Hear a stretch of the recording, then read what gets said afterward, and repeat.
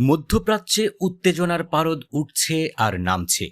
যেখানে আশার আলো দেখা যায় সেখানেই আবার হঠাৎ নামে অন্ধকার। দীর্ঘদিনের বৈরিতার পর যুক্তরাষ্ট্র ও ইরানের মধ্যে ফের সংলাপ শুরু হয়েছে। ইরানি গণমাধ্যম প্রেস টিভি জানিয়েছে, ওমানের রাজধানী মাস্কাটে অনুষ্ঠিত চতুর্থ দফার আলোচনাকে কঠিন কিন্তু কার্যকর বলে অভিহিত করেছেন তেহরান।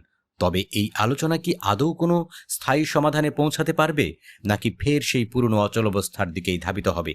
এমন প্রশ্ন এখন আন্তর্জাতিক মহলে ঘুরপাক খাচ্ছে। 2018 সালে ইরানের সাথে স্বাক্ষরিত ঐতিহাসিক পরমাণু চুক্তি থেকে অকস্মাৎ সরে আসেন তৎকালীন মার্কিন প্রেসিডেন্ট ডোনাল্ড ট্রাম্প। এরপর তেহরানের উপর একের পর এক কঠোর অর্থনৈতিক নিষেধাজ্ঞা জারি করে ওয়াশিংটন। সেই থেকে দুই দেশের মধ্যে সম্পর্কের ফাটল আরও তীব্র হয়।